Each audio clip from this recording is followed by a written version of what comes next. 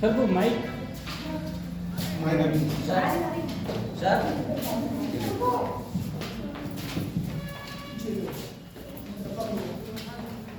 तो मैंने आपसे बोला था सर कि मैंने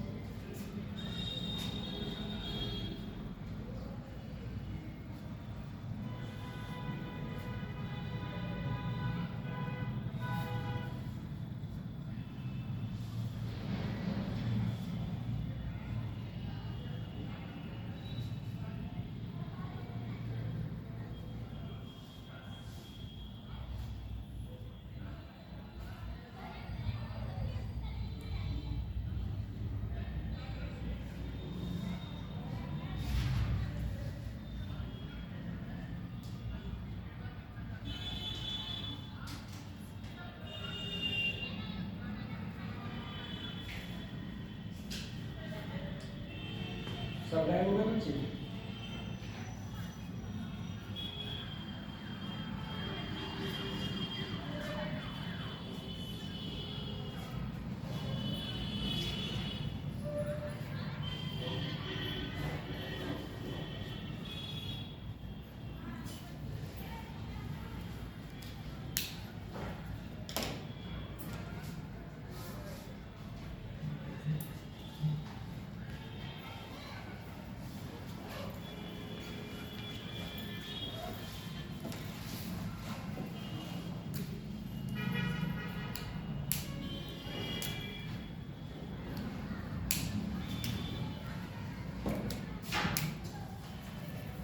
सर आपका हुआ हाँ एक थर्मोडायनामिक क्वेश्चन है।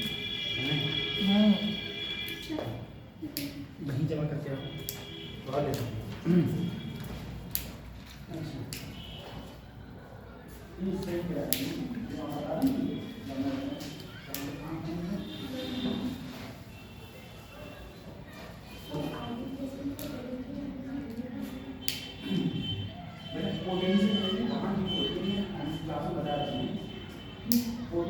अट्रैक्शन थी और आइडिया जैसे सिचुएशन में हम लोग ये मानते हैं कि वहाँ पर किसी प्रकार का ना कोई अट्रैक्शन होता है ना कोई जैसे आप अट्रैक्ट करते हो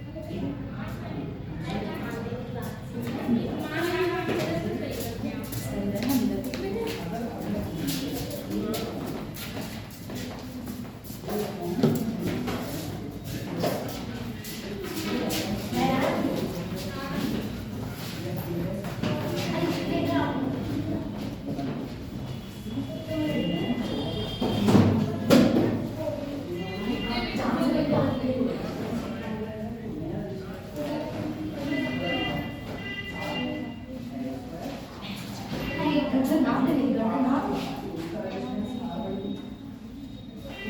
ये अभी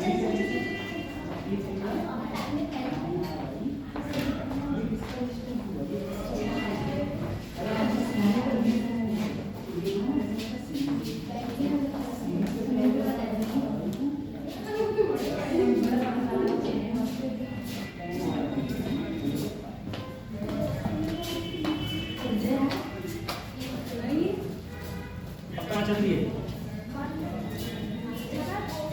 चलो अब हम लोग बढ़ते हैं इसमें। हाँ जी हाँ थर्मोडायनामिक्स में क्वेश्चन है हाँ, क्या क्वेश्चन है?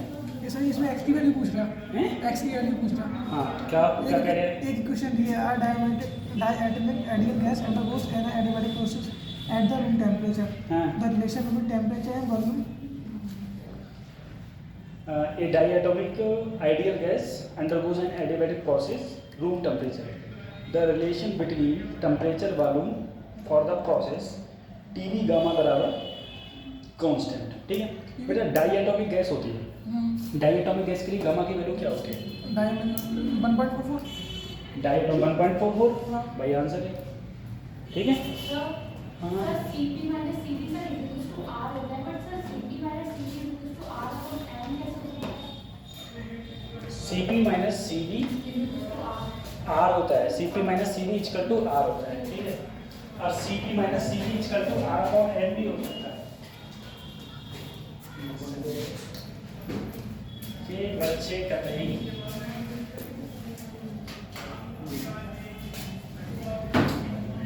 कितना टाइम हो गया? 3:13 हो गए। पेपर देकर थक गए क्या ये? 3 सर स्टार्ट करो हैं? मैं सोच रहा हूँ पुराना पूछ लूँगा। अरे सर पूछ लो पुराना पूछूंगा। पूछो तो एक्सीलरेशन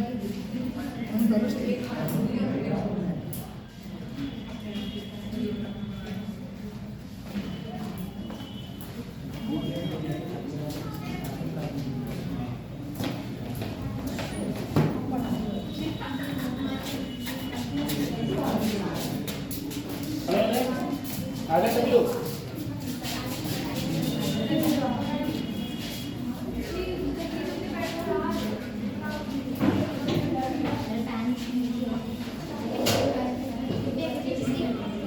पढ़ते हैं हम लोग। ठीक है देखो बच्चों, अभी आप कह रही थी सर क्या है ये?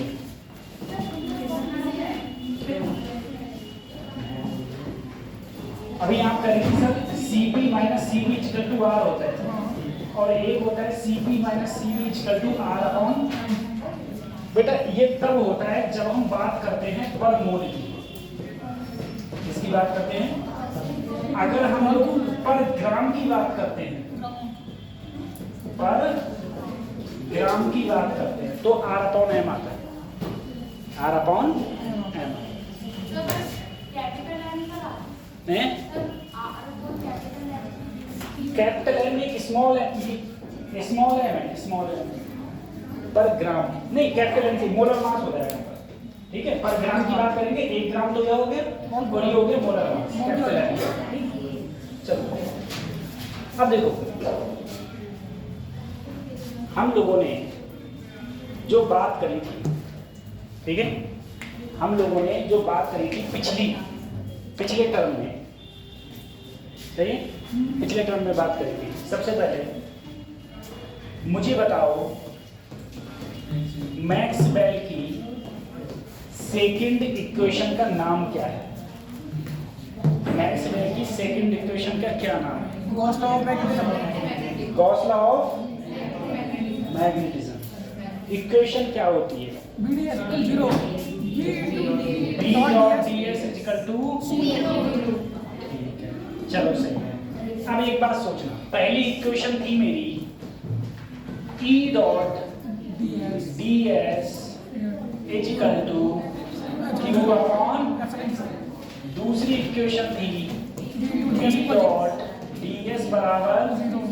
तीसरी इक्वेशन थी E dot minus d five over.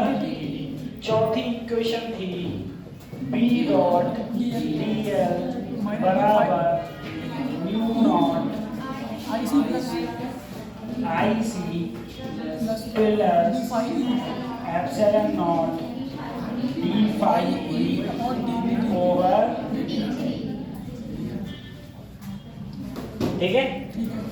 ये मेरी मैक्सवेल, ये जो मैक्सवेल की थी, मैंने लास्ट टाइम में जो बात करी थी, ये मैक्सवेल की चारों इक्वेशन की बात करी।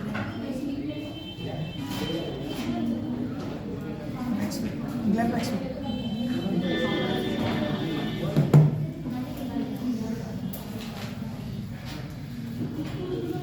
ठीक है,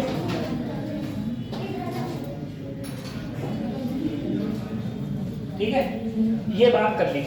बेटा अगर तुमसे कहीं पर भी इस प्रकार से भी हो, ये मैक्सवेल की जो इक्वेशन है,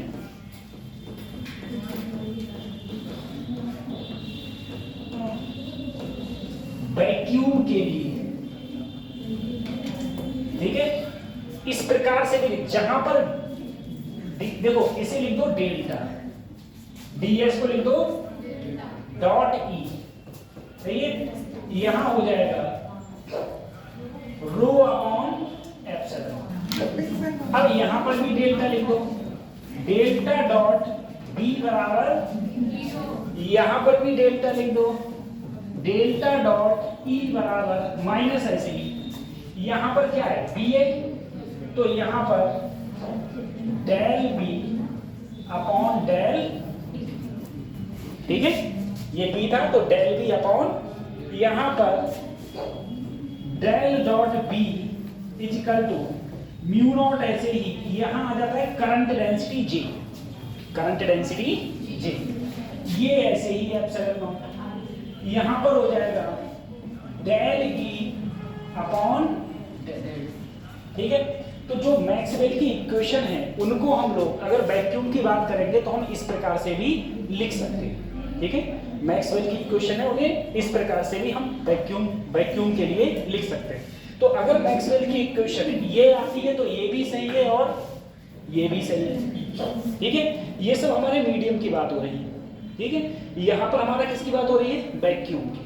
तो वैक्यूम में ये हो जाता है del dot E equal to rho upon epsilon naught, del dot B equal to 0, del dot E equal to, ठीक है, ये सब। तो ये इक्वेशंस हो जाएंगे।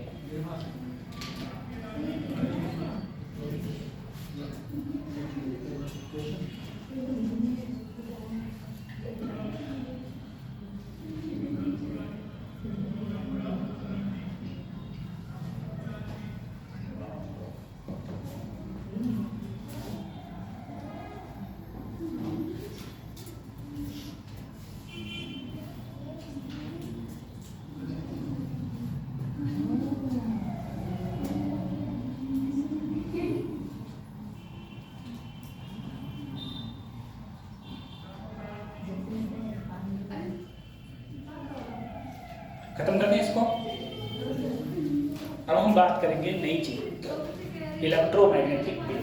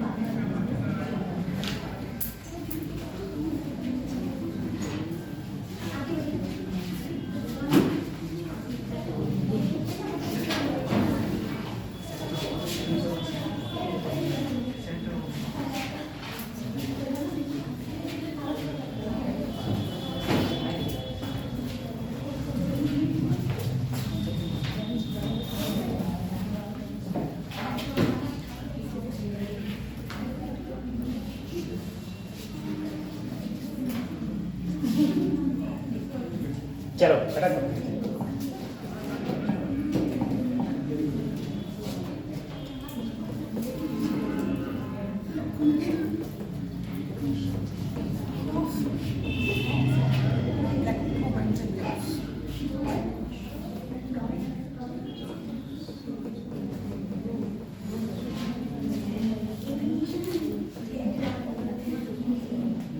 बेटा हेडिंग डालो इक्वेशन ऑफ इलेक्ट्रोमैग्नेटिक वेव। सबसे पहले इलेक्ट्रोमैग्नेटिक वेव की बात सुनो। इलेक्ट्रोमैग्नेटिक वेव, जो सन से लाइट आ रही है वो कौन सी वेव है? ईएम वेव, जिसे क्या बोलते हैं हम लोग? Electromagnetic wave. सही है। अब ईएम वेव के बारे में मैं तुम लोगों को कल भी बताया था कि ईएम वेव किस प्रकार से चलती है। अगर ये मेरा एक्स है और इधर में कुछ भी मान लिया, मान लो y है और इधर मेरा z है, ठीक है। तो ईएम वेव, अगर इलेक्ट्रिक फील्ड की वेव इस तरफ से चल रही हो और मैग्नेटिक फील्ड की इस डायरेक्शन में होगी, ठीक है, इस डायरेक्शन में। अगर मान लो ये तुम्हारी इलेक्ट्रिक फील्ड है और ये कौन सी है? मैग्नेटिक फील्ड, तो ये चल रही होगी इस डायरेक्शन। कल मैं बताया था सर, ऐसे बताया था मैं, इधर इलेक्ट्रिक फील्ड इधर मैग्नेटिक फील्ड, तो चल रही होगी ऐसे, ठीक है। इधर देखो इलेक्ट्रिक फील्ड ये है, मैग्नेटिक फील्ड ये है और चल रही है ऐसे। तो इलेक्ट्रिक फील्ड और मैग्नेटिक फील्ड के बीच में एंगल 90 डिग्री। और सर जी ये मैग्नेटिक है, इधर चल रही है, तो इसके बीच में एंगल 90। ये इलेक्ट्रिक है, इधर चल रही है, तब भी एंगल 90। तो जो एंगल होता है, यानी कि मैग्नेटिक फील्ड भी परपेंडिकुलर होता है किसके? इलेक्ट्रिक फील्ड के। और इलेक्ट्रिक फील्ड भी परपेंडिकुलर किसकी है? जिस डायरेक्शन में ये चल रहा है। यानी कि ये सब एक दूसरे के कैसे रहते हैं? परपेंडिकुलर रहते हैं, ठीक है, परपेंडिकुलर रहते हैं। ये मैं कल तुम्हें बता चुका था, कल तुम्हें बताया था। अब मैं अगर इक्वेशन की बात करूं, सर जी अगर मैं इलेक्ट्रिक फील्ड की बात करूंगा, मान लो ये कहां पर है? एक्स में। ये होता है बेटा मैक्सिमम एम्पलीट्यूड। मैक्सिमम एम्पलीट्यूड कितना होता है? E not. यहां पर साइन के जेड माइनस ओमेगा। तो अगर इलेक्ट्रिक फील्ड की बात हो गई, अब देखना सर अंदर जो होगा, अंदर क्या है? जेड। अंदर क्या है? जेड। तो ये किस डायरेक्शन में चल रही है? जेड में। इलेक्ट्रिक फील्ड किसमें है? एक्स में। तो मैग्नेटिक फील्ड किधर होगा? वाई में। परपेंडिकुलर होते हैं, ध्यान रखना। अगर यहाँ पर जेड है, इसका मतलब वेव किस डायरेक्शन में चल रही है? जेड में चल रही है। अगर यहाँ बाई होता तो किस डायरेक्शन चलती? बाई में। यहाँ एक्स होता, हो ही नहीं सकता। क्यों? क्योंकि ये एक्स और ये एक्स नहीं हो सकते, ठीक है। अब देखना, अगर मैग्नेटिक फील्ड लूंगा तो जाहिर सी बात है, ना तो एक्स लूंगा ना ही जेड लूंगा, तो मैग्नेटिक फील्ड क्या होगा? बाई। तो B = B नॉट साइन के जेड माइनस ओमेगा। एक बात और याद रखना, ये पूरा सेम रहेगा, सही है। क्या सेम रहेगा सर? साइन के जेड माइनस ओमेगा। ये दिख रहा है, ये वैल्यू क्या रहेगी? सेम। ये वैल्यू सेम रहेगी। ये तो चेंज होंगी, लेकिन ये दोनों क्या रहेंगी? बिल्कुल सेम, ठीक है। ऐसा नहीं कि इलेक्ट्रिक फील्ड पीछे रह गया, मैग्नेटिक फील्ड आगे चल गया। ईएम वेव में दोनों साथ साथ चलते हैं। जैसे तुम्हारे पैर होते हैं ना, साथ साथ चल रहे हैं, पैर भी साथ साथ ना चलते हैं, एक आगे चलता है एक पीछे चलता है, ठीक है। ये बिल्कुल साथ साथ चलते हैं। तो जो ये होगा वो ये होगा। दूसरी चीज इसमें एक चीज ये है कि सर ये दोनों पूरे सेम रहेंगे। अभी ये कौन सी डायरेक्शन चल रहा है? यहाँ जेड है तो यहाँ भी जेड ही आएगा, पूरा अंदर सेम। लेकिन ये एक्स है, ये जेड है और ये क्या है? वाई। अगर यहाँ पर एक बाई होता तो यहाँ क्या होता? जेड हो जाता। अरे यहाँ बाई होता तो किस डायरेक्शन चल रहा है? बाई में। किस डायरेक्शन चल रही है? बाई में। तो बाई होता तो यहाँ जाहिर सी बात है क्या होता? जेड होता। समझ आ रही है? जेड होता। तो इस प्रकार से। दूसरी चीज एक और है, क्या कि नोट करके लिखना, इससे पहले मैं वेव में लिखवाया हूं तुम लोगों के लिए यही बात। जब मैं वेव मोशन पढ़ा रहा था तब भी मैं लिखवाया था, नोट करके फिर से लिखवा रहा हूं कि यदि यदि k बा ओमेगा के सामने साइन सेम हो, साइन कैसे हो, सेम हो, तो वेव नेगेटिव डायरेक्शन में चलती है, नेगेटिव डायरेक्शन में चलती है। ठीक है, यदि k बा ओमेगा के सामने साइन अपोजिट हो, अपोजिट हो, तो वेव पॉजिटिव डायरेक्शन में चलती है।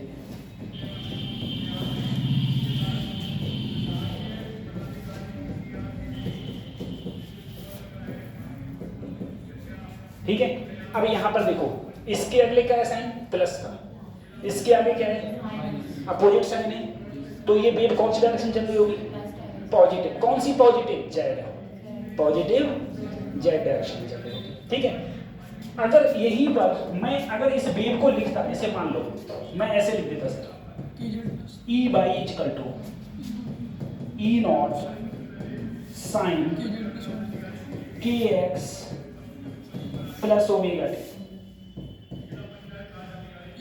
अब बताओ, ये x है, ये y है, तो जाहिर सी बात है ये क्या होगा, z होगा। अच्छा ये e कर दो तो ये b कर दो,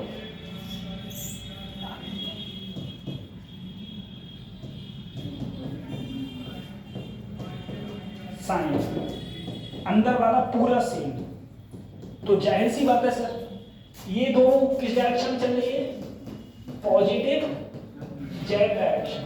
कौन सी डायरेक्शन है, इसकी डायरेक्शन क्या होंगी, नेगेटिव एक्स डायरेक्शन, नेगेटिव। क्यों, क्योंकि यहां पर क्या है एक्स, यहां पर क्या है, अगर मैं यहां भी माइनस, यहां भी माइनस, यहां भी माइनस, यहां भी माइनस, तब भी तो इसी डायरेक्शन चल रही होती। ठीक है, दोनों के आगे, तो ये हमारी इक्वेशन हो जाती है। ये इलेक्ट्रोमैग्नेटिक वेव की क्या हो जाएगी, इक्वेशन हो जाएगी।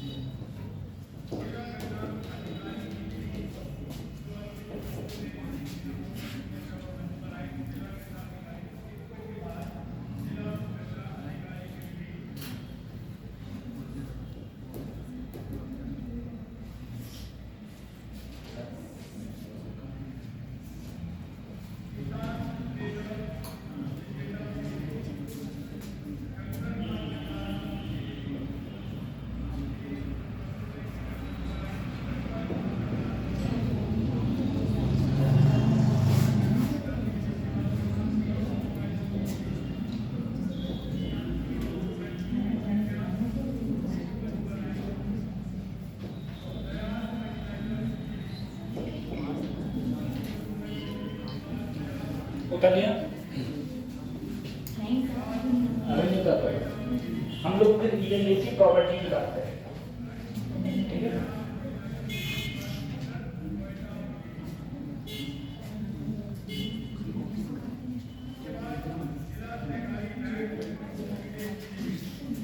उतार लिया। अब देखो कुछ इसकी प्रॉपर्टीज होती है ईएम वेव की। ठीक है, विशेषता, पहली विशेषता ये है कि ये प्रोड्यूस कैसे होती है। प्रोड्यूस जब चार्ज पार्टिकल ऑसिलेट करते हैं, चार्ज पार्टिकल क्या करेंगे, ऑसिलेट, एक्सेलरेशन, ठीक है, ऑसिलेशन, एक्सेलरेशन होता है तब ये प्रोड्यूस होती है। दूसरी चीज ये है कि अगर मैं ईएम वेव की बात करूं, इसे चलने के लिए मीडियम की रिक्वायरमेंट नहीं होती। ये मीडियम में भी चल सकती है और मीडियम ना हो तब भी चल सकती है, ठीक है। तो सबसे पहली बात ये है कि इसे रिक्वायर्ड ही नहीं है मीडियम, ये दोनों में चल सकती है, चाहे मीडियम हो चाहे मीडियम। यहां पर हवा का मीडियम है, देखो लाइट आ रही है, लाइट तो इलेक्ट्रोमैग्नेटिक वेव है, सन से लाइट चलती है, बीच में मीडियम नहीं है तब भी लाइट आ रही है, ठीक है। तो पहली चीज तो ये है कि इसे चलने के लिए मीडियम की रिक्वायरमेंट नहीं होती है, ठीक है। दूसरा, in free space, free space जानते हो ना, वैक्यूम। फ्री स्पेस में जो इसकी स्पीड होती है, फ्री स्पेस में वेलोसिटी, फ्री स्पेस में जो वेलोसिटी है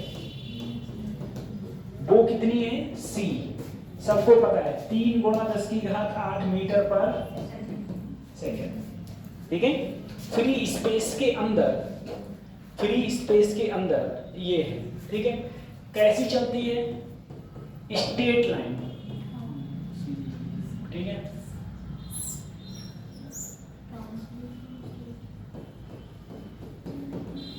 स्ट्रेट लाइन में चलती है, सीधी रेखा में चलेगी, ठीक है। कैसी रेखा में चलती है, सीधी रेखा, ठीक है। किसी भी मीडियम के अंदर ये कैसे चलेगी, सीधी रेखा, सीधी रेखा में चलती है। अगला, carry energy and momentum, energy और मोमेंटम को कैरी करती है। कैरी मतलब साथ लेके चलती है। जैसे मान लो अभी हम यहाँ पर हैं, अभी हम बाहर जाएं तो वहां पर सन की लाइट पड़ गई, सन की लाइट पड़ रही यानी कि इलेक्ट्रोमैग्नेटिक वेव पड़ रही, तो हमको गर्मी लगने लगती है, ठीक है। इसका मतलब क्या है, हमारे ऊपर क्या पड़ रही है, एनर्जी पड़ रही है, ठीक है। तो क्या कैरी कर रही है ये, एनर्जी, और क्या है साथ में, मोमेंटम, ठीक है। अगला, do not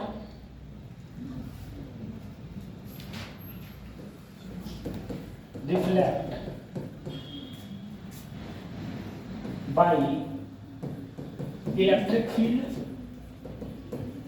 and magnetic field।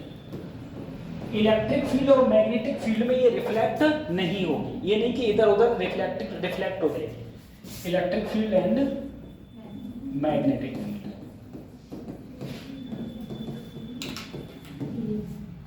ठीक है।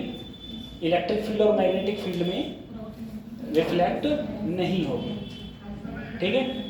हाँ, ईएम वेव से जो प्रेशर लगता है उसे बोलते हैं हम लोग radiation pressure, radiation pressure.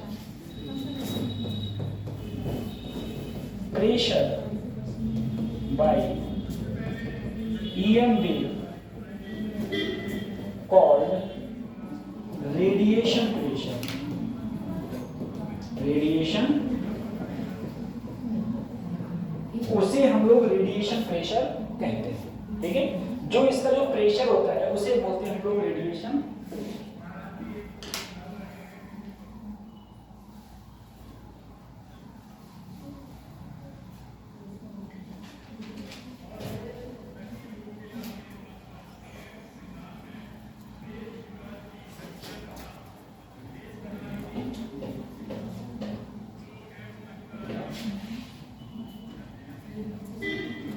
Radiation pressure, ठीक है। सबसे पहले ये एनर्जी को कैरी करती है,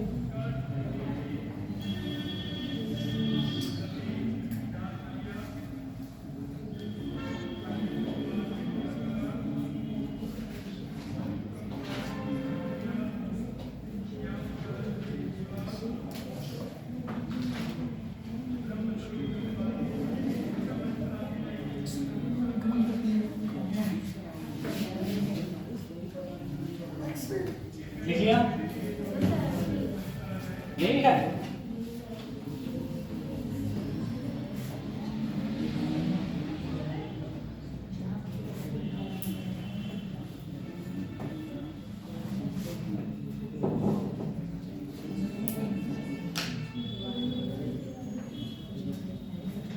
ठीक है। सर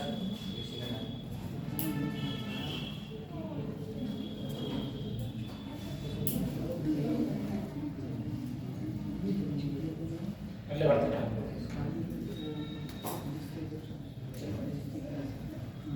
अब ठंड बिल्कुल खत्म हो गई है, खत्म है इसको। बेटा अगली बात, ईएम वेव जो होती है ना, ईएम वेव आर पोलराइज्ड, क्या होती है? पोलराइज्ड होती है, ठीक है, पोलराइज्ड होती है। अब एक एक करके हम लोग बात करते हैं, ठीक है, प्रॉपर्टीज की बात करते हैं ईएम वेव की। और एक और लिख लो, ईएम वेव के अंदर क्या है? Magnetic field perpendicular to electric field perpendicular to velocity, perpendicular to velocity, ठीक है। सब एक दूसरे के कैसे होते हैं? परपेंडिकुलर, यानी कि लंबवत होते हैं। और कुछ रह गया? एक और लिख लो, ये शो करती है ऑप्टिकल इफेक्ट। ऑप्टिकल इफेक्ट का मतलब है जो कुछ हम देख रहे हैं ना, वो ईएम वेव के जरिए तो देख पा रहे हैं, ठीक है, जो कुछ हम देख पा रहे हैं वो क्या कहें? वो क्या है? ईएम वेव के जरिए ही हम देख पाते हैं, ठीक है। ऐसे तो अभी बहुत हैं, लेकिन मेन यही थे। और कुछ लिखते हैं? पोलराइजेशन में बता लिया। ये वेव ऑप्टिक्स के अंदर आता है पोलराइजेशन पूरा, उसमें तुम्हारा बारे में आनुषला भी आता है, बता दिया। अब देखो, अब हम लोग एक एक करके बात करते हैं सभी की बात करते हैं, खत्म करें। देखो, सबसे पहले नंबर पे जो मैंने बताया कि ये मीडियम की रिक्वायरमेंट सबको पता है भाई। देखो, जहां भी तुम्हारी ईएम वेव दिमाग में आए ना, तुम सूर्य की लाइट मान लेना, सूर्य की लाइट ईएम वेव है। सूर्य की लाइट जो ईएम वेव जब चलती है तो पृथ्वी पर मीडियम है, तो मीडियम में भी चलती है, और जब मीडियम नहीं होता है तब भी चलती है, लेकिन अंतर दोनों में एक है। हम लोग ऑप्टिक्स में पढ़ेंगे, ठीक है, ऑप्टिक्स में पढ़ेंगे C equal to C equal to mu V, या mu equal to C upon V. Refractive index का ये फार्मूला होता था, ठीक है, ऑप्टिक्स में हम लोग पढ़ेंगे इस चीज को। तो सबसे पहले ये है कि जैसे जैसे तुम डेंसर मीडियम में जाते जाओगे, डेंसर मीडियम में जाते जाओगे, वैसे वैसे स्पीड कम होती जाएगी। अब इसमें दो कॉन्सेप्ट थे स्पीड को लेकर। बेटा, मेरे पास में दो टाइप की वेव होती है, एक होती है लॉन्गिट्यूडनल और एक होती है ट्रांसवर्स, ठीक है। लॉन्गिट्यूडनल में मैंने एक वेव की बात करी थी जिसका नाम था साउंड वेव। लॉन्गिट्यूडनल में तुम ईएम वेव ले लो, वैसे इसमें भी होती है और भी होती है। अगर मैं सिर्फ इन दोनों की बात करूं, साउंड वेव, ठीक है, जो तुम्हें पता होना चाहिए, साउंड की बात करूं, लिखना मत ये वैसे ही। साउंड क्या होता है? जैसे जैसे मीडियम डेंसर होता जाएगा वैसे वैसे वेलोसिटी बढ़ती जाएगी। यहाँ वेलोसिटी सबसे ज्यादा होती थी सॉलिड में, उससे कम लिक्विड, उससे कम गैस में, ठीक है। यहाँ पर जो वेलोसिटी होगी वो सबसे ज्यादा गैस में होगी, है, उससे कम लिक्विड में, और उससे कम सॉलिड में।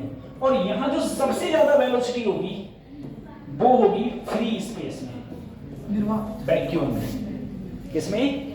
यहाँ पर वैक्यूम में जो होगी सबसे कम जीरो होगी। वैक्यूम में क्या होती है? सही है। तो इसका ये उल्टा क्रम है। क्या है? उल्टा क्रम। ईएम वेव जो है, जैसे जैसे डेंसर मीडियम में जाओगे वैसे वैसे स्पीड क्या होती जाएगी उसकी? कम होती जाएगी। जितना ज्यादा डेंसर मीडियम में जाओगे उतना स्पीड क्या हो जाएगी? कम हो जाएगी। ठीक है, चलने वेलोसिटी उसकी कम हो जाती है। दूसरी भी, अच्छा मीडियम की जरूरत है नहीं है, उसमें जो दिक्कत है। दूसरा, स्ट्रेट लाइन चलती है, लेकिन स्ट्रेट लाइन कब चलती है? जब सेम मीडियम में हो। जैसे तुमने देखो 12th में सब पढ़ के आए हो, इधर मीडियम एयर है, इधर मीडियम दूसरा है, ऐसे आई जाना चाहिए था सीधा, अगर डेंसर है तो उधर चलेगी। तो अब बताओ क्या ये सीधी रही? नहीं। तो एक मीडियम में सीधी है लेकिन दूसरे मीडियम में भी सीधी है, लेकिन अगर दोनों मीडियम को लगाओगे तो ये सीधी, तो ये क्या हो गई? कुछ ना कुछ रिफ्लेक्ट हो गई, कुछ ना कुछ तिरछी हो गई। दूसरे मीडियम में क्या हो गई? तिरछी हो गई। एक चीज ये थी। अगली चीज सुनो, मीडियम के बाद में, मीडियम के बाद तीसरा मैंने क्या लिखवाया कि ये क्या करती है? मोमेंटम और एनर्जी को क्या करती है? कैरी।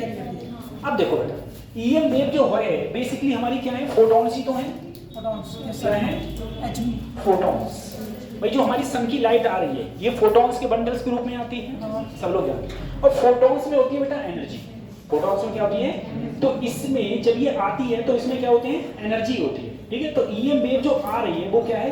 एनर्जी को कैरी का मतलब क्या है? एनर्जी अपने साथ ला रही है। ठीक है, और मोमेंटम भी साथ ला रही है, एनर्जी और मोमेंटम। अब अभी हम लोग जब मॉडर्न ऑप्टिक्स पढ़ेंगे ना, मॉडर्न फिजिक्स, तब हम लोग मोमेंटम की बात करेंगे कि वहां पर मोमेंटम हमारा h/λ होता है। h/, वैसे मोमेंटम तुम्हारा mb होता है। एक मोमेंटम देखो, मोमेंटम का फार्मूला सबको पता है सर, mb। ठीक है, mb जहां होता है जहां मास होता है, यहाँ पर क्या होता है? लेकिन जो ईएम वेव है जो हमारी सन से लाइट आ रही है वो फोटॉन्स के रूप में आ रही है, और फोटॉन्स का कोई मास नहीं होता, तो वहां पर तो सर ये h/λ आता है, h/λ। ठीक है, मोमेंटम के लिए ये होता है। तो सबसे पहले एनर्जी कैरी करती है और साथ में क्या कैरी करती है? मूवमेंट। दूसरा प्रेशर भी लगता है। अब प्रेशर कैसे लगता है? जैसे मान लो अभी मैं यहाँ पर खड़ा हुआ हूँ, मेरे ऊपर फोटॉन्स गिर रहे हैं, फोटॉन्स गिर रहे हैं। जब मेरे ऊपर फोटॉन्स गिरेंगे तो जाहिर सी बात है भाई फोटॉन्स के अंदर भले मास ना नहीं है लेकिन कुछ ना कुछ वो प्रेशर लगाते हैं। वो प्रेशर इतना कम है कि मुझे पता ही नहीं चलता, ये हम लोगों को पता नहीं चलता, लेकिन कुछ ना कुछ प्रेशर लगता है। अब प्रेशर लगता है तो उस प्रेशर को हम लोगों ने क्या बोला? कौन सा प्रेशर बोलते हैं? Radiation pressure. रेडिएशन प्रेशर बोलते हैं। ठीक है, और कुछ लिखवाएगा? पोलराइजेशन। तो पोलराइजेशन का मतलब ऐसा है कि कुछ वेव जो ऐसी होती है, ईएम वेव क्या करती है? पोलराइजेशन करती है। जैसे पोलराइजेशन का एक सिंपल उदाहरण दूं तुम लोगों के लिए। तुम लोगों ने देखा होगा कि जब जो जैसे चश्मे बिकते हैं बाहर चश्मे बिकते हैं, तो ये चश्मे जैसे 99, 100 या 150 जो भी इनकी जो अमाउंट है जिस हिसाब से चल रही है, अगर इन चश्मों को तुम लगाओगे, अगर मान लो तुमने पीला चश्मा लगा लिया तो दुनिया तुम्हें पीली दिखेगी, सही है, और काला लगा दिया तो दिन में अंधेरा हो जाएगा। समझ आ रही है? लेकिन अगर तुम देखोगे जो बड़े बड़े एक्टर्स चश्मा लगाते हैं, बड़े बड़े एक्टर्स या क्रिकेटर जो चश्मा लगाते हैं, तो उनमें क्या होता है? वो बहुत महंगी, बहुत अच्छे ग्लासेस के चश्मा होते हैं। उनमें जो भी चीज़ है ना वो बिल्कुल एग्जैक्ट दिखती है। कभी तुम अगर कंपेयर करो तो इस प्रकार से कंपेयर कर सकते हो, जैसे कीपैड फोन से तुम अपनी फोटो खींचना, ठीक है, कीपैड फोन में कैमरा होते हैं, ठीक है, हाँ, कीपैड फोन में आप फोटो खींचो, ठीक है, और एक कोई बहुत बड़े महंगे मोबाइल जैसे सैमसंग, आईफोन, ये इन सबसे कैमरा से फोटो खींचो, तो उनकी फोटो में जो अंतर होता है ना, वही अंतर यहाँ पर है। ठीक, तो वहां पर क्या होता है? वेवों का पोलराइजेशन होता है। पोलराइजेशन का मतलब है कि जैसे हम लोग जो भी बनते हैं, हम लोग ये चश्मा लगाते हैं, हम ये चश्मा लगाते हैं, ठीक है। इन चश्मे में जब हम लोग चश्मा खरीदने जाते हैं, ठीक है, तो वो हमसे पूछता है बताओ कौन सा लेंस चाहिए, पोलराइज्ड लेंस चाहिए क्या? बोलता नहीं बोलता है, पोलराइज्ड लेंस चाहिए। या फिर जो और भी जो चश्मे आते हैं, धूप वाले चश्मे आते हैं, तुम अगर इन लोगों से नहीं खरीदते, इससे अच्छी दुकान से जाकर खरीदोगे तो वो चश्मे ऐसे मिलते शायद 350, 400, 500 रुपये तक के मिलता है एक चश्मा, इसी प्रकार से लगाया हुआ ना। तो वो कहता है कि ये पोलराइज्ड ग्लासेस लगे हुए हैं। पोलराइज्ड ग्लासेस का मतलब ये है कि ऐसे जो हार्मफुल वेव्स हैं, जैसे हार्मफुल वेव्स हो गई, उन हार्मफुल वेव्स को ये अपनी उसके अंदर जाने नहीं देता है, यानी क्या कर देता है? रिफ्लेक्ट कर देता है। ठीक है, कैसे रिफ्लेक्ट कर देता है? कभी सिंपल परिभाषा में अगर तुम कहो, ऐसे रिफ्लेक्ट कर देता है जैसे जब चाय बनती है तो चाय पत्ती ऊपर रह जाती है, चाय नीचे पहुंच जाती है, वो भी क्या कर रही है? उसको पोलराइज्ड ही कर रही है एक प्रकार से। ठीक है, ये सब सिस्टम कहलाता है हमारा पोलराइजेशन। अच्छा, ऑप्टिकल इफेक्ट दिखाता है। ऑप्टिकल इफेक्ट तो हम लोग सब जानते हैं। ऑप्टिकल इफेक्ट का मतलब है हम लोग जो देख पा रहे हैं वो सब यही तो है ऑप्टिकल इफेक्ट। उसके बाद में अब हम बात करते हैं स्पीड। इसकी स्पीड क्या होगी? तो देखो स्पीड को हम लोग बेसिकली बी से डिनोट करते हैं। स्पीड का जो फार्मूला होता है वो 1/√μ एप्सिलॉन होता है। म्यू, ये स्पीड पता है कहां पर है? इन ए मीडियम, किसी भी मीडियम में, किसी भी मीडियम में। अगर मैं कहूं मीडियम के बाद में, अगर मैं तुमसे कहूं फ्री स्पेस में, फ्री स्पेस मतलब वैक्यूम में, ठीक है, फ्री स्पेस में जो फार्मूला होता है उस तब क्या हो जाती है हमारी सी, तब क्या हो जाती है सी, 3 × 10⁸, तब फार्मूला बन जाता है 1/√μ0 ε0, और ये बराबर होता है E0/, अब E0/B0 क्या होता है? ई एंड वेव चल रही है तो जो इलेक्ट्रिक फील्ड का एम्पलीट्यूड है वो E0, मैक्सिमम एम्पलीट्यूड, और जो मैग्नेटिक फील्ड का है वो क्या है? B0। इन दोनों का रेशियो भी किसके बराबर होता है? C के बराबर होता है, ठीक है, इन दोनों का रेशियो। अब देखो, मैंने तुम्हें ये पढ़ाया, अब नीट उल्टा चल गया। उसने तुमसे कहा कि मुझे बताओ, ऐसे मैं बता रहा हूं, नीट ने तुमसे कहा कि मुझे बताओ इसकी डायमेंशन क्या होगी। क्या पूछ ली? डायमेंशन। तो भैया ये किसके बराबर है? वेलोसिटी के। वेलोसिटी क्या होता है? मीटर, मीटर मतलब है पर सेकंड, तो पर सेकंड डू कर गया तो t माइनस,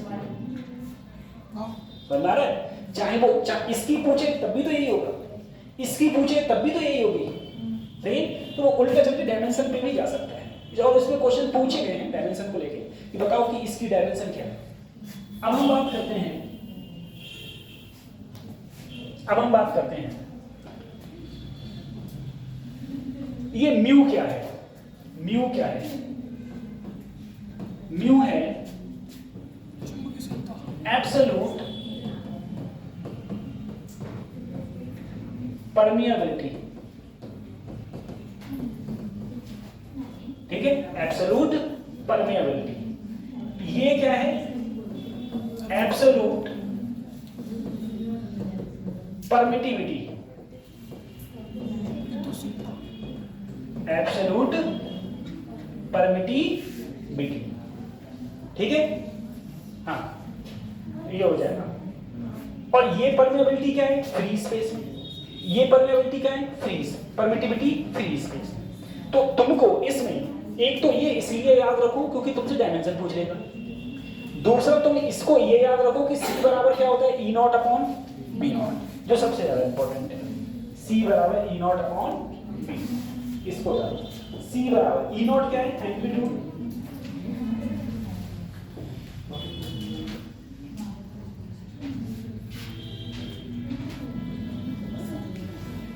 ठीक है।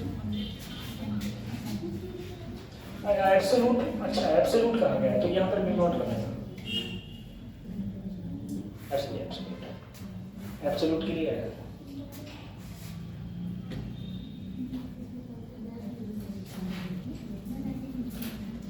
तो वेलोसिटी का फार्मूला हो जाएगा 1/√μ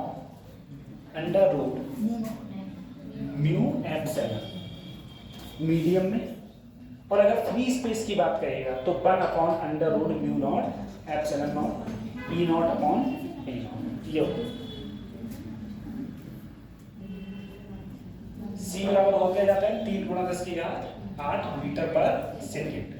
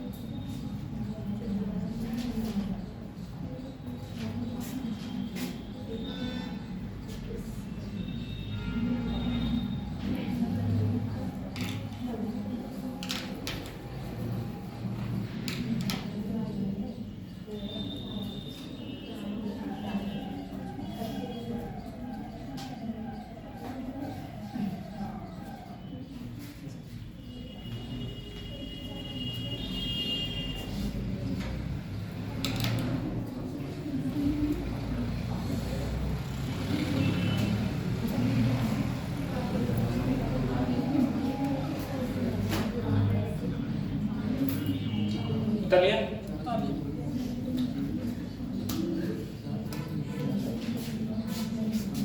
अब देखो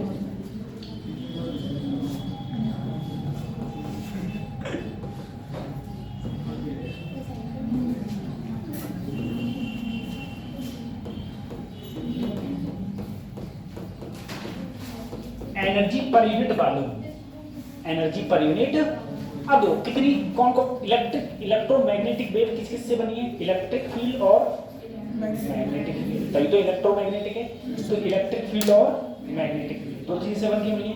अब देखो अगर मैं तुमसे कहूं एनर्जी पर यूनिट वॉल्यूम, तो इसे एनर्जी डेंसिटी बोल दूंगा मैं, एनर्जी डेंसिटी यू।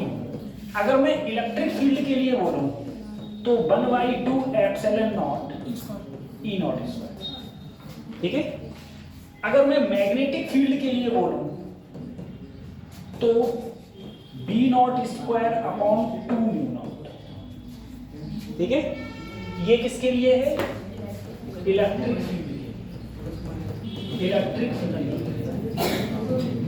और ये किसके लिए है? मैग्नेटिक फील्ड के लिए। और याद रखना ये दोनों होती है बराबर, दोनों क्या होंगी? बराबर। ये दोनों बराबर होती हैं।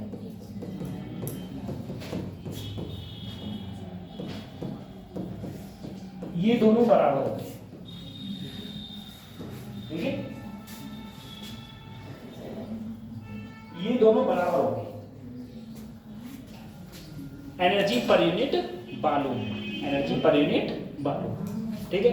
इलेक्ट्रिक फील्ड के लिए और मैग्नेटिक फील्ड के लिए। इलेक्ट्रिक फील्ड के लिए 1/2 epsilon not E not square. Epsilon not की वैल्यू पता है 8.85 × 10⁻²। इसकी वैल्यू 4 × 10⁻⁷, ठीक है। ये वैल्यू तो एनर्जी जो इलेक्ट्रिक फील्ड और मैग्नेटिक फील्ड दोनों के लिए एनर्जी क्या रहती है? सेम रहती है, ठीक है। अब जब एनर्जी है तो सर जी मैंने कहा इंटेंसिटी भी होगी इसकी। देखो यहाँ पर लाइट की इंटेंसिटी क्या है? कम। बाहर इंटेंसिटी क्या है? ज्यादा है। सर इंटेंसिटी क्या होती है? Energy per unit area. क्या होती है? Energy per unit area. Energy per unit area कितनी हो रही है उसे हम लोग बोलते हैं इंटेंसिटी।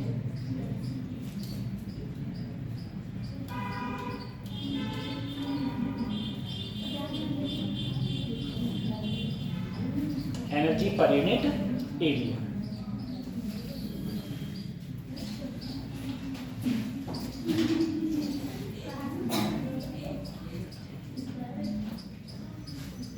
आज तुम दोनों लोगों के साथ धोखा बैठे हो, बच्ची हो, हैं?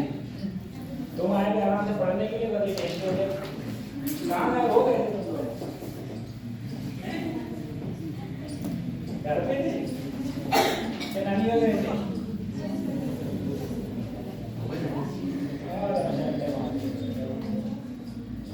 जब कभी इच्छा कर गई कि अब चलो क्या ही करेंगे यहाँ रह के, है ना? या ऐसा करते होगी घर पे कोई लड़ाई झगड़ा या थोड़ा ताड़ी कर दी होगी तो बोले घर वालों से चुप्पे बोले चलो वहीं पर बैठेंगे, हैं? यही बात है, सही। पेपर कब है नीट का? हाँ याद रखो 3 मई।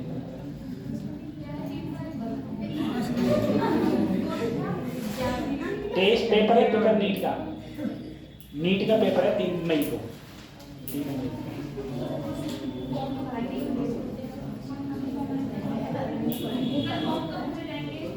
फॉर्म आने वाले हैं थोड़े बहुत दिनों में, फरवरी में आ जाएंगे 100%। फरवरी में फॉर्म आ जाएंगे। सभी लोग अपना वो ध्यान रखना कि सबसे पहली बात कि जो आधार पे नाम हो वही तुम्हारी मार्कशीट पे नाम हो, ठीक है। एक भी नाम का मिस्टेक ना हो, ना फादर के में ना अपने में, ठीक है। आधार में बिल्कुल सेम हो, ये चीज़ रहती है। हिंदी में भी लिखा हुआ है, इंग्लिश में भी लिखा हुआ है, ठीक है। कहीं जो गलत हो ये तो एक तो ये सेम हो। दूसरा अपना कास्ट सर्टिफिकेट है तो उसके लिए अप्लाई कर दो। कास्ट सर्टिफिकेट जो लोग कास्ट सर्टिफिकेट लगाते हैं जैसे OBC SC हैं ST हैं तो वो लोग अपना कास्ट सर्टिफिकेट अप्लाई कर दो। कास्ट सर्टिफिकेट बन के आ जाएगा तब तक तुम्हारा आराम से, ठीक है। नहीं तो पता कि फॉर्म आ गए तभी तुम बनने को दे दिए थे और वो लेखपाल कह रहा है अभी नहीं बन पाएगा, तो वो दिक्कत हो जाएगी। उस चीज़ का ध्यान रखो खास कर, बस बाकी तो कोई दिक्कत ही नहीं। और डेट ऑफ बर्थ का भी इशू रखना, ठीक है, कि डेट ऑफ बर्थ जो आधार कार्ड में हो वही डेट ऑफ बर्थ उसमें होनी चाहिए तुम्हारी हाई स्कूल की मार्कशीट में, क्योंकि हाई स्कूल की मार्कशीट ही एक ऐसी मार्कशीट है जिसमें डेट ऑफ बर्थ होती है, अंत कहीं डेट ऑफ बर्थ नहीं होती है और कोई मतलब नहीं होता है। चलो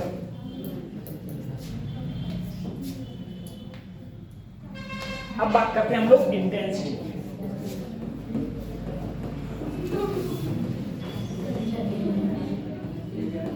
बच्चों इंटेंसिटी का फार्मूला होगा U एवरेज गुणा C। अब देखो U एवरेज का फार्मूला इलेक्ट्रिक फील्ड के लिए क्या था, साथ में मल्टीप्लाई, ये भी सही हो गया। लेकिन अगर मैं मैग्नेटिक फील्ड के लिए कहूं B not square upon mu not into C, ये किसका फार्मूला है, इंटेंसिटी का, ठीक है। अगर इंटेंसिटी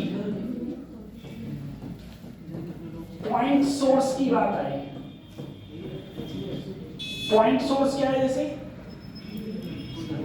जैसे ये मेरा कोई पॉइंट सोर्स है, अरे सन भी तो मेरा एक प्रकार से पॉइंट सोर्स मान लो, गोल है। अब इसके चारों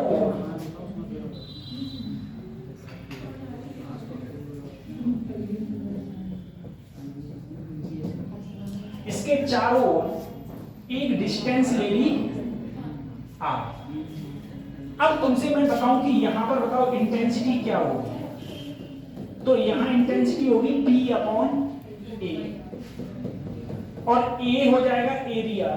एरिया क्या हो जाएगा, क्योंकि बेटा ये गोला होगा, सर्कल नहीं है, ये क्या है, गोला, ठीक है। और गोले का होता है 4 पाई, जहां P क्या है, पावर, सोर्स की पावर कितनी है। अगर सोर्स की पावर ज्यादा होगी तो दूर तक इंटेंसिटी ज्यादा होगी, कम होगी तो कम। जैसे बल्ब है हमारा, ठीक है, बल्ब से लाइट कुछ दूर जाके क्या हो जाती है, बंद हो जाती है, खत्म हो जाती है, क्यों, उसकी पावर कम है। सन क्या है, पावर बहुत ज्यादा है, तो हमारे यहाँ तक लाइट आ रही है, तो ये बात हो जाती है सोर्स की।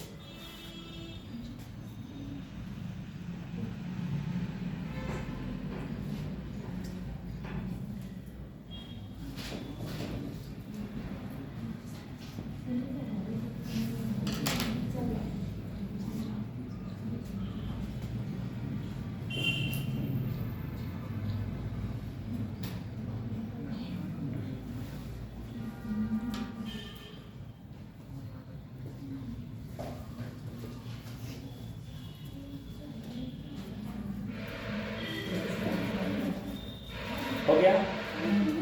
अगला आएगा मोमेंटम। भाई EM वेव मोमेंटम को वो तो कैरी करती है, ठीक है।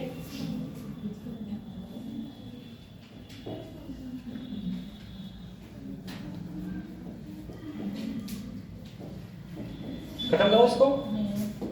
अगला है बेटा मोमेंटम।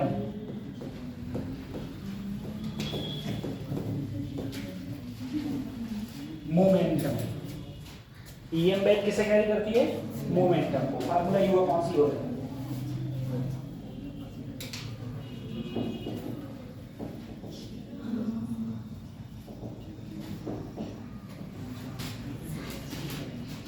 ठीक है। अब देखो मोमेंटम इसका क्या होता है, P बराबर U अपॉन C, जहां U क्या है, EM wave energy, EM wave की एनर्जी। लेकिन एक बात याद रखना, U अपॉन C तब होगा जब, जैसे मान लो कोई सरफेस है, EM वेव आई और वो 100% एब्जॉर्ब हो गई, क्या हो गई, एब्जॉर्ब, तब ये लगेगा। अगर EM वेव आई, जैसे आई वैसे ही वापस हो गई, यानी कि 100% क्या हो गया, रिफ्लेक्शन। अगर 100% रिफ्लेक्शन हो गया तो फार्मूला हो जाएगा 2u अपॉन, ठीक है, 2u अपॉन c, ठीक है। और भी था वैसे, एंगल पर आती है तो उसके लिए फार्मूला था u upon c cos theta, ठीक है, 2u upon c cos theta, वो भी था, लेकिन वो सब अब रहा नहीं, सब कट गया। ये थोड़ा बहुत बचा है, बता देते हैं। भी हो गया तुम्हारा मूवमेंट।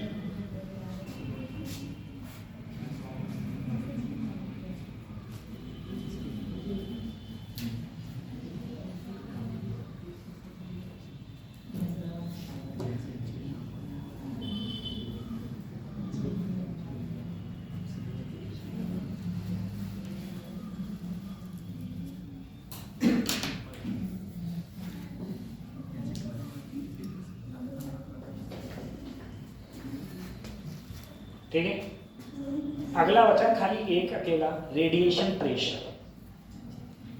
रेडिएशन प्रेशर, ठीक है, वो लिखेंगे हम लोग।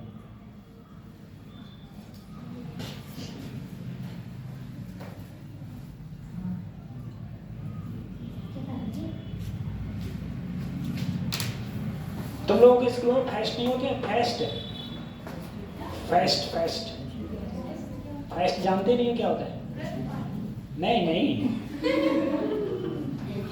प्रेशर पार्टी नहीं, एक कोई समारोह होते हैं, एनुअल फंक्शन, एनुअल फंक्शन बोलते हैं उसे। हाँ, उसे एनुअल फंक्शन होता है, लाइट्स में होता है।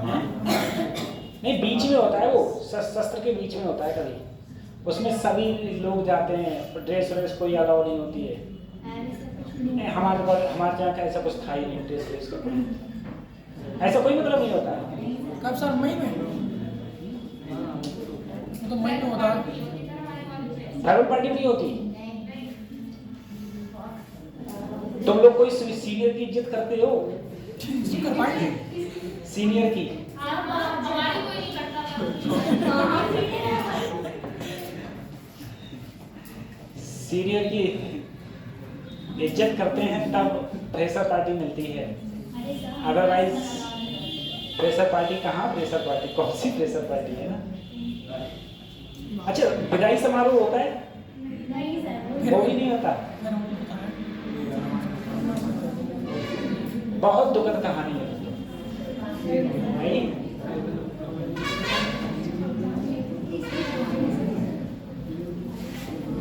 सर यहाँ पढ़ा क्या बोला ट्रिपल कॉलेज में? इसके फेयरवेल के पैसे ले लिए थे, लेकिन फेयरवेल कराया ही नहीं बाद में। क्यों? पता नहीं, बच्चों ने पैसे कलेक्ट किए थे? हाँ, फिर बाद में हुआ ही नहीं, पैसे नहीं। तुमने थोड़ा दिया होगा, तो बाद में थे। सर 12th में नहीं, हमसे लिए गए। तुमसे भी लिए गए थे? और फिर उसके बाद जब प्रैक्टिकल आए तो यहाँ कहीं भी पैसे नहीं गए, सब उधर साइड से गए ग्राउंड में, उधर वाले में सबको फ्री में डाला, 100 से 200 रुपये, लेकिन प्रैक्टिकल भी नहीं दिए थे। मेरा मोबाइल और डिस्चार्ज हो गया। चलो पढ़ते हैं। बच्चों मेहनत कर लो, मेहनत कर लोगे तो पहली बात तो जो है कि जो गले में पट्टा डालना पड़ता है, इससे मुक्ति मिल जाएगी। I card. तुम क्या सोच रहे थे, कुत्ता वाला डालना पड़ेगा? दूसरी, ड्रेस से मुक्ति मिल जाएगी, ठीक है। हाँ, कैसे भी कपड़े पहन के जाओ, ड्रेस व्रेस नहीं। हालांकि तुम लोग तो एमबीबीएस, तुम्हें तो सफेद पूरी जिंदगी पहनना पड़ेगा। पूरी जिंदगी नहीं, जब तक पढ़ोगे तब तक पहनना पड़ेगा, उसके बाद में तो सबका अपना अपना हो जाता है ये, ठीक है। और जो ऑपरेशन करते हैं वो तो ऊपर से लेकर नीचे तक हरे कपड़ा में पूरे ढके रहते हैं, है ना, वो सब चीज़ें हैं ये। तो आप लोग मेहनत कर लो अच्छे से, तब पॉसिबल है, अदरवाइज तो जिंदगी चली गई है।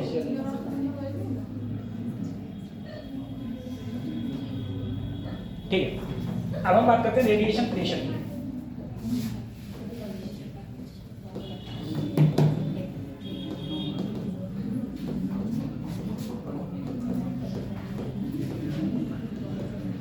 रेडिएशन प्रेशर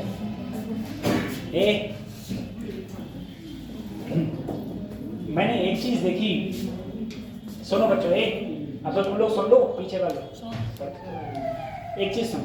मैंने एक चीज देखी कि जैसे मान लो, मैं तो बताऊँ एक बात, आइडियोलॉजी इफेक्ट जो होता है ना वो एजुकेशन का काफ़ी ज़्यादा पड़ता है, ठीक है। जैसे अगर तुम्हें कभी मौका मिले तो तुम किसी MBBS कॉलेज के अंदर जाना, ठीक है, जहाँ पढ़ाई हो रही हो, हॉस्पिटल नहीं, क्योंकि वहाँ तो आम पब्लिक भी होती है, ठीक है, जहाँ पर सिर्फ वही बच्चे मिलते हैं। ये कभी किसी IIT में जाना, तो वहाँ पर काफ़ी सारी चीज़ें एक तो ये देखने को मिलेंगी कि किसी बच्चे को ये मतलब नहीं होगा कि दूसरा क्या कर रहा है, ठीक है। जैसे मान लो किसी बच्चे के बाल बड़े हैं, ठीक है, तो उसे ये मतलब नहीं इसके बाल क्यों बड़े हैं, ठीक है। कैसे भी चप्पल पहना है, कैसे भी कपड़े पहना, उसे ये मतलब नहीं क्यों ऐसे कपड़े पहना है, ये मतलब कि वो पढ़ रहा है तब भी मतलब नहीं है, वो खेल रहा है, कूद रहा है, सो रहा है, मतलब कुछ नहीं है उसे कि तू क्या कर रहा है वो तेरी लाइफ है, अपन जो कर रहा है अपन की लाइफ है, ठीक है। यहाँ अपन में कोई इफेक्ट पड़ने वाला नहीं किसी कीमत पे, पहली चीज़ ये। दूसरी चीज़, वो कभी जल्दी किसी को जज नहीं करते।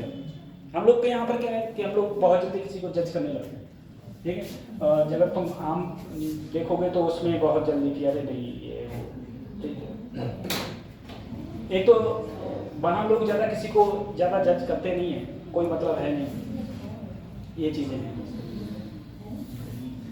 तो इन्वायरमेंट जो होता है ना वो बहुत अच्छा होता है, ठीक है। किसी प्रकार की ज़्यादा अहिंसा कोई मतलब नहीं है। एक चीज़ तो मैं और बताऊँ, मैं किसी भी MBBS कॉलेज में, किसी भी IIT में कभी कोई इलेक्शन नहीं होते, ठीक है, कि इलेक्शन। दूसरी चीज़ बताऊँ, तुम्हारे कॉलेज में पता नहीं होता है, हमारे यहाँ पर तो एक क्लास रिप्रेजेंटेटिव बनता है, CR जिसे बोलते हैं, तुम लोग मॉनिटर बोलते हो, ठीक है, हाँ, एक मॉनिटर बनता है। तो तुम लोगों में वोटिंग होती है कि कौन बनेगा मॉनिटर, ये बनेगा वो बनेगा। मेरे IITs में क्या था, मेरी क्लास में लोग कहते थे, जब बात हुई कि मॉनिटर कौन बनेगा, तो कोई खड़ा ही नहीं हुआ मॉनिटर बनने के लिए, तो जबरदस्ती एक को बनाया।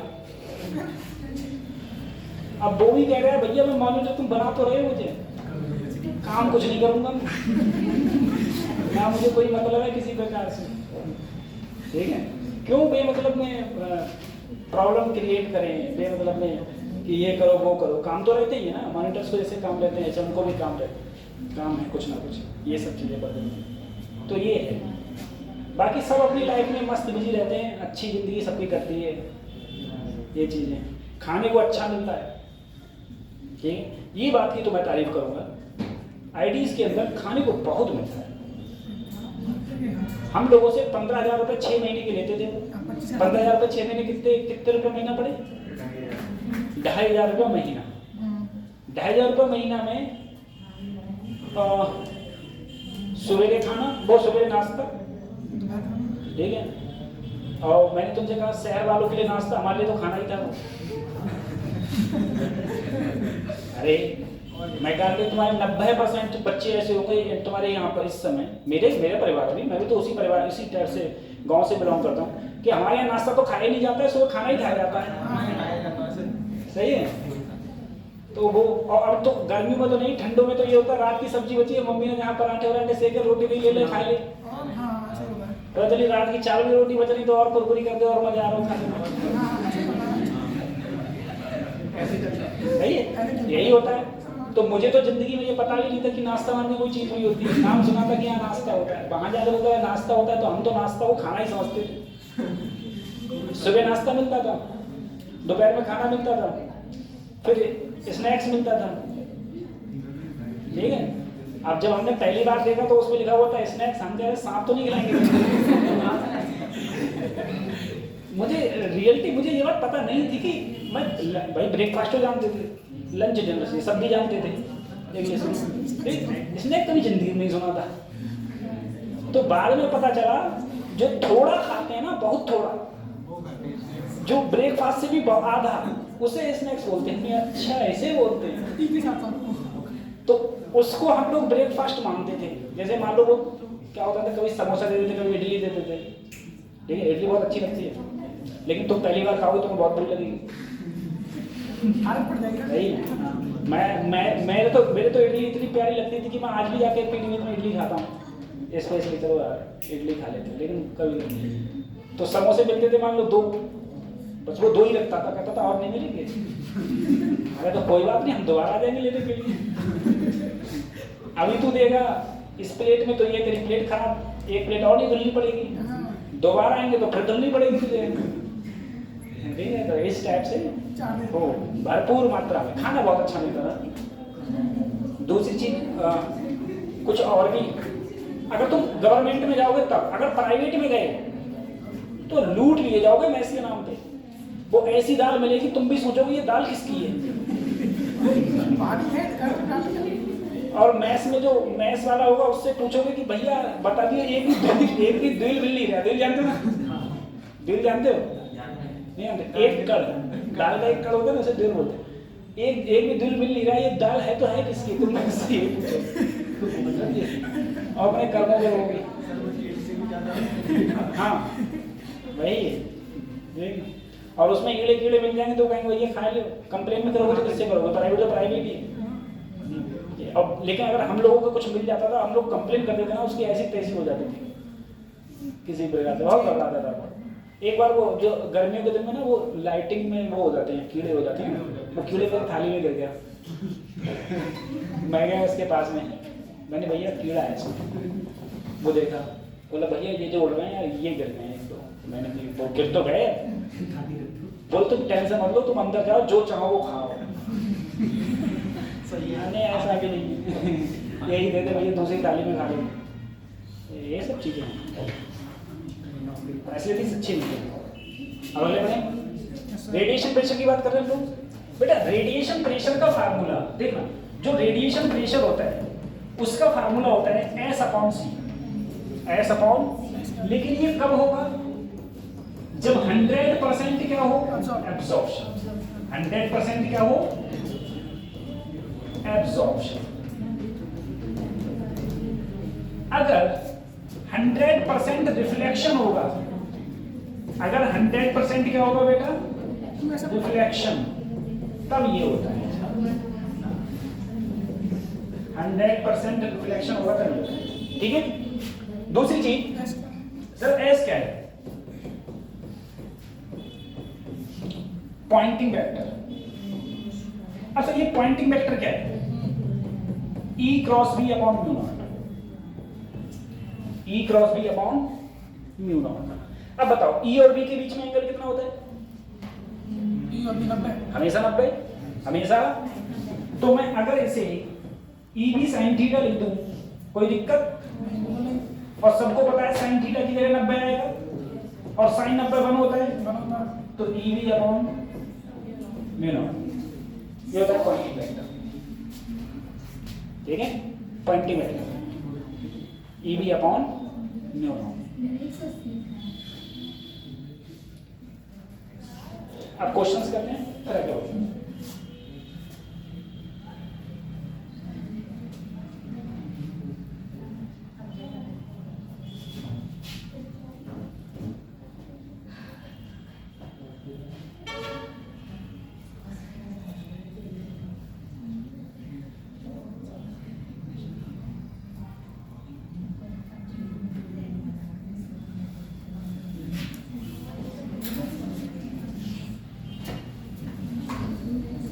खत्म करो इसको।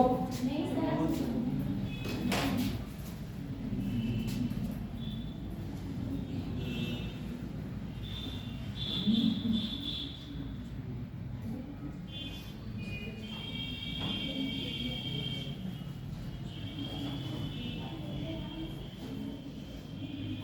अच्छा एक बात मैंने और देखी बड़े कॉलेज में, जैसे हमारे जो कॉलेज था तो उसके अंदर सारे प्रोफेसर लोग भी वही रहते थे, हमारा डीन था वही सब वही रहते थे सब आसपास में, उनके क्वार्टर अलग थे। तो खेलने सब वो हमारे साथ आते थे, क्रिकेट हो गया, बैडमिंटन हो गया, ये सब खेल रहे हैं। ठीक है, तो वो सब लोग आपस में खेलते थे। 1% ही वो नहीं था किसी टीचर के अंदर, और वो IIT का टीचर था, लड़का नहीं था जो पढ़ रहा हो वहाँ पर। समझ आ रही है?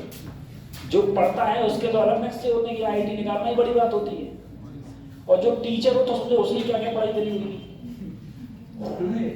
और 1% ईगो नहीं होगी, तुम उसके साथ खेल रहे हो, ऐसा नहीं है तुमने बॉल करी है, वो पहली गेम तो बोल्ड हो गया, अब तो कहेंगे अब मैं जा रहा हूँ, पूरा गेम करके जाओगे सर, पहले नहीं जा सकते। सही। दूसरी बात कुछ चीज़ और थी, अगर जैसे कोई भी होता है बच्चों के साथ में, किसी बच्चे ने ये कहा कि सर जी जो आप पढ़ा रहे हो ना इसका ये नहीं ये होगा, ठीक है, क्योंकि बच्चे भी एडवांस होते हैं वहाँ पर, सब पढ़ने वाले होते हैं। उसने कहा सर जी ये नहीं ये होगा, अब टीचर कह रहा नहीं ऐसे नहीं ऐसा ही होगा, और बच्चा अपनी बात पे अड़ जाए, नहीं सर आप गलत पढ़ा रहे हो। अब तो सोचो क्लास के सामने अगर कोई बच्चा ये कह दे कि सर आप गलत पढ़ा रहे हो, तो जो तुम्हारे टीचर हैं तो उसका कैरियर खा जाएंगे। कैरियर खा जाने मतलब प्रैक्टिकल नंबर कम कर देंगे, और क्या कर देंगे प्रैक्टिकल नंबर कम। हो सकता है प्रैक्टिकल में फेल भी कर दें, कुछ टीचर ऐसे हैं जो फेल भी कर दें। अगर वहाँ पर तुमने किसी टीचर से अगर ये बात बोल दी कि सर जी आप तो ये ऐसा ऐसा नहीं है, ऐसा ऐसा है, ऐसा है, तो वो बस क्लास में एक ही बात बोलता है बेटा मैं सही हूँ, और तुझे अगर डाउट हो रहा है तो हमारे चैम्बर में आ जाना, मैं तुझे समझा दूंगा। और वो तुम्हें समझाता हुआ क्या था, पोलाइट तरीके से समझाता, और कभी तुमसे दुश्मनी भी नहीं मानता। ये नहीं मानता कि नहीं इस बच्चे ने तुमने चैलेंज कर दिया था, ये कर दिया था, वो कर दिया था, कोई मतलब नहीं। दूसरी चीज, अगर तुमने उनसे कोई चीज़ पूछी तो पहली बात तो जहाँ तक प्रॉबिलिटी रहती थी 100% तुम लोगों को पता होता था वो बात, ठीक है। और मान लो अगर उनको कोई क्वेश्चन नहीं भी आता है ना, तो वो कहते थे चलो ठीक है ये मेरे समझ में नहीं आ रहा है, मैं तुम्हें कल बता दूंगा, ठीक है। तो तुम उनसे कल पूछो तो वो कल बता दें, ऐसा भी कुछ नहीं था। तो मेरे कहने का मतलब ये है कि टीचर भी बहुत पोलाइट नेचर के होते हैं, और टीचर पोलाइट नेचर के क्यों होते हैं उसका रीजन ये है, उसका रीजन ये है जैसे तुम लोग तैयारी कर रहे हो, तुम लोग दिमाग दौड़ाना अपना, तुम लोग तैयारी कर रहे हो, एक बंदा उठे 12वां पास किया, डायरेक्ट नर्सिंग में एडमिशन लिया और बन गया नर्स, चाहे लड़की हुई चाहे लड़का हुआ, लड़का भी तो नर्स बनते हैं, नर्स बन गया। एक बच्चा है जो 4 साल घिसा, नहीं है या 3 साल घिसा, और 3 साल गालियां पड़ी, 3 साल पड़ती गालियां, नहीं 4 ओर से, वो तुम्हें पता होगा। और जब गालियां पढ़ने के बाद में उसका इतना पोटेंशियल उसके अंदर आ जाता है ना कि बनने के बाद में भी अगर एक आदमी 1-2 सुना के चला जाता है तो कोई बात नहीं, इनकी आदत पड़ी हुई है, ये नेचर हो जाता है। तो वही जब बड़ी सक्सेस पाओगे तो बड़े सैक्रिफाइस करने पड़ते हैं। चलो एक क्वेश्चन करते हैं इसके बारे में, क्वेश्चन लिखना मैं लिख ही दे रहा हूँ।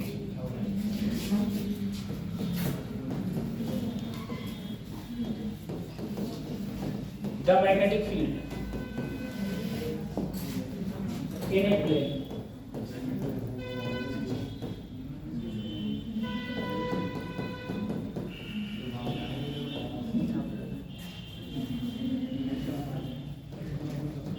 electromagnetic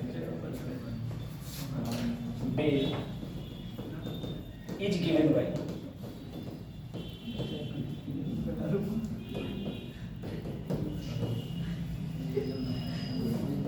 micro Tesla.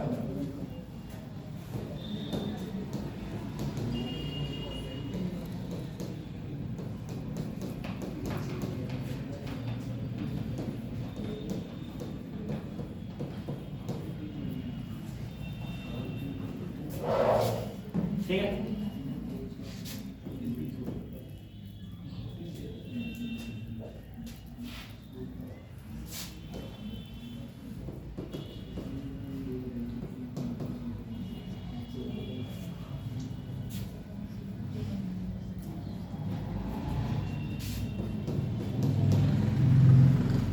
तुम्हें इलेक्ट्रिक फील्ड बताना है बेटा।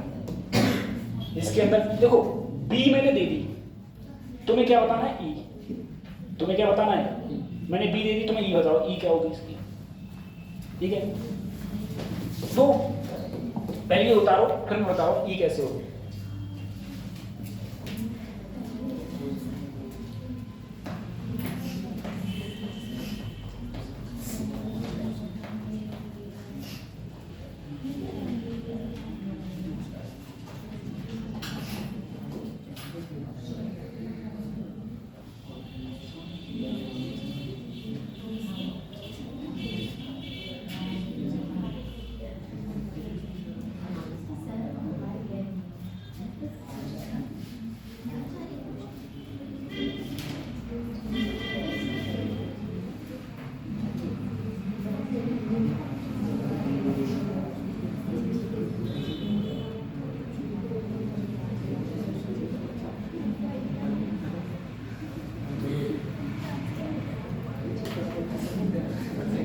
बता दिया।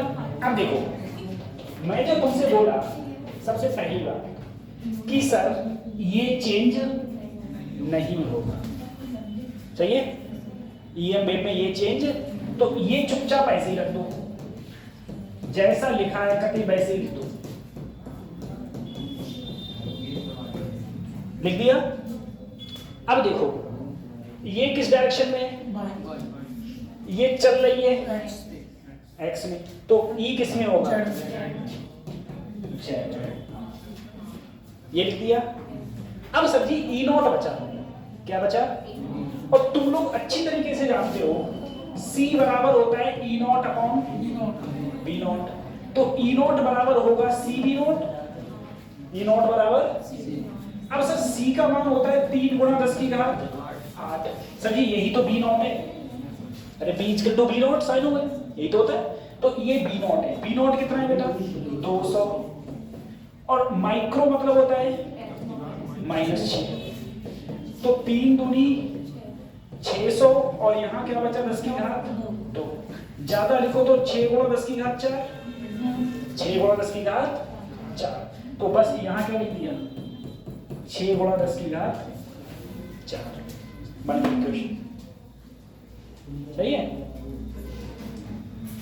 अगर मुझे ई दे रखी होती बी पूछता तब भी तो मैं यही फार्मूला लगाता और फटाफट वहां से बी नॉट लगाता और उधर पूरा का पूरा सेम।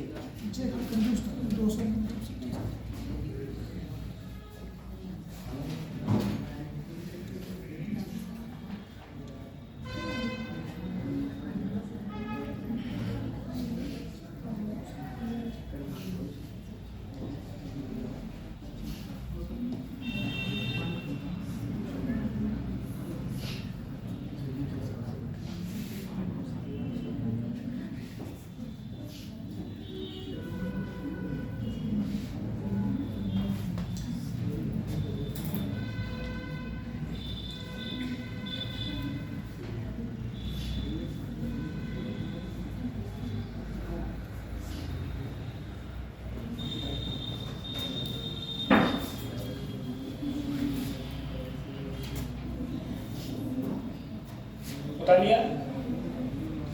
अब इसी क्वेश्चन में फाइंड इलेक्ट्रिक फील्ड ले, इसे उतार लिया। फाइंड इलेक्ट्रिक फील्ड ले, अरे क्या हो गया, यहां मैं लिख दूं find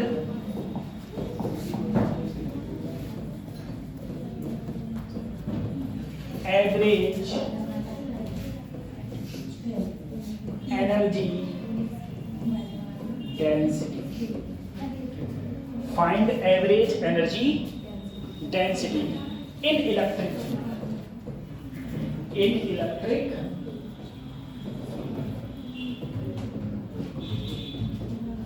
find average energy density in electric field. अब देखो बेटा एनर्जी डेंसिटी का मतलब है एनर्जी किसमें, इलेक्ट्रिक फील्ड में, किसमें, लेकिन दिक्कत एक पड़ रही है मेरे सामने कि सर मुझे बी नॉट तो पता है, बी नॉट पता है क्वेश्चन के अंदर, बी नॉट पता है sir, average energy density in electric field, तो यू एवरेज तो sir 1/2 epsilon not E not square होता था। Yes sir. तो क्या पहले मैं ई नॉट निकालूं, लेकिन मुझे तो बी नॉट पता है, तो मैंने तुमसे कहा था जितनी ये होती है उतनी ही मैग्नेटिक की भी तो होती है। Yes sir. उतनी ही किसकी होती है, मैग्नेटिक की होती है। तो अगर मैं मैग्नेटिक की निकालूं इसका मतलब ये निकाल लिया मैंने, एक ही बात है। अब मैग्नेटिक की निकालो सर, तो बी नॉट का स्क्वायर यानी कि 200 गुणा 10 की घात -6 का स्क्वायर बटे 2, म्यू नॉट की वैल्यू सबको पता है 4/10 की पावर -7। ठीक है, जब हम इसे सॉल्व करेंगे आंसर आएगा joule per metre cube, joule per metre cube. ठीक है, अगर डेंसिटी। अब तुम लोग ये कंफ्यूज मत हो, असल में इलेक्ट्रिक तो इलेक्ट्रिक फील्ड की निकाल दी, मैग्नेटिक फील्ड की। तो क्यों मैग्नेटिक फील्ड इलेक्ट्रिक फील्ड की क्या है, सेम है। तो जितना मैग्नेटिक फील्ड से आएगा उतना ही तुम्हारा इलेक्ट्रिक फील्ड से आएगा, दोनों से क्या आएगा, सेम है।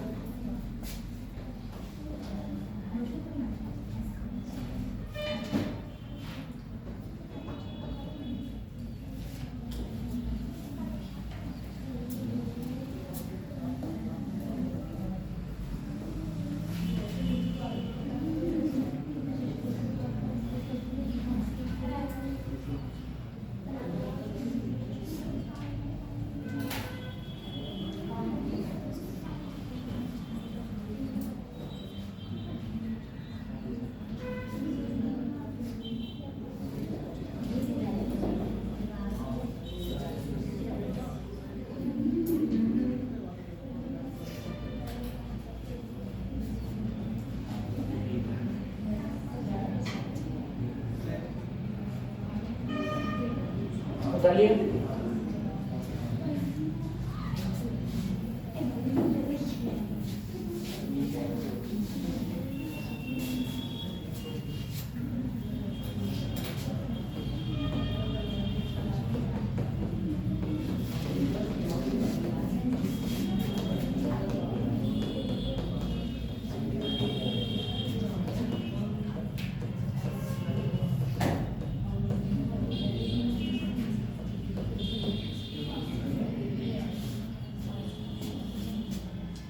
ये दे रखा है E नॉट पूछा है,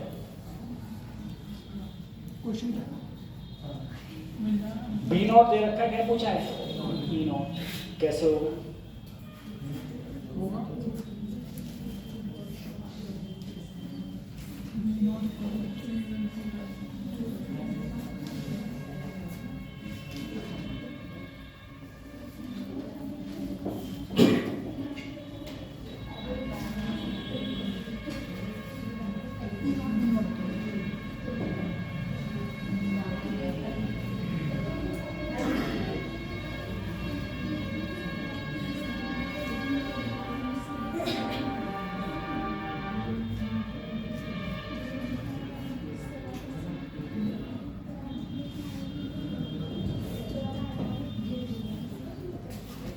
नाइन इंटू 10 की पावर 11 है ना, 9 इंटू 10 की पावर 11 आ रहा है।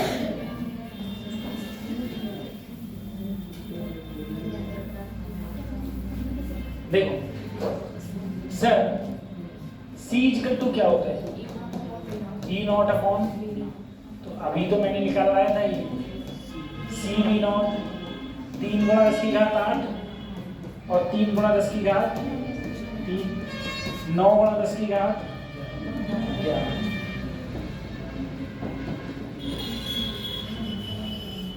ठीक है, अब देखो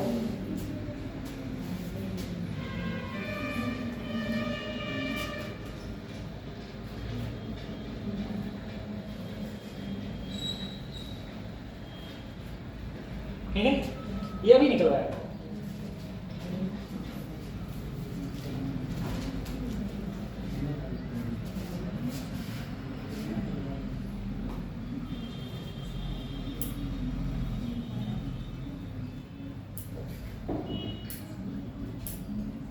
खत्म करें।